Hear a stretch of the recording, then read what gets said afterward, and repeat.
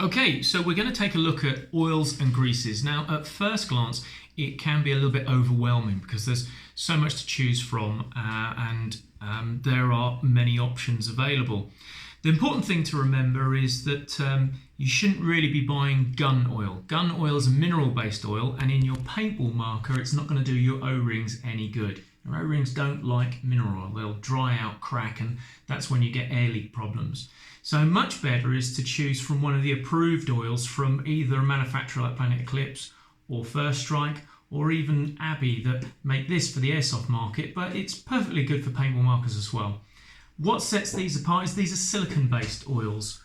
Refer to the instruction manual as to when you should use them, but you can allow some discretion as well. For example, with Planet Eclipse markers, generally the bulk, couple dots of oil, just good for it. Same with First Strike T15, couple of dots of oil from their oil is good as well. If you're trying to get somewhere hard to reach, there is also an aerosol spray available as well. Going on to the greases.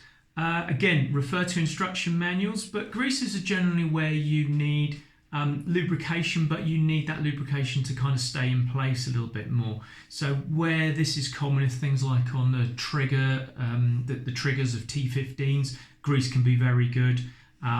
It holds in there much better. Two types of greases we've got. We've got a silicone-based grease. Again, it's good for those O-rings. It's not going to deteriorate them. But we've also got from Abbey, we've got an LT2 grease. I'm not going to pronounce its chemical name, it's a mouthful, but basically this is very good for metal on metal or metal on plastic. You can use the silicones as well for metal on plastic incidentally. The viscosity rating is different between these types of greases, but this is very good for metal on metal. What a grease does as opposed to an oil is a grease tends to stick to the material that it's applied to, but still give you lubrication. So it'll remain and retain. You actually have to wipe that away.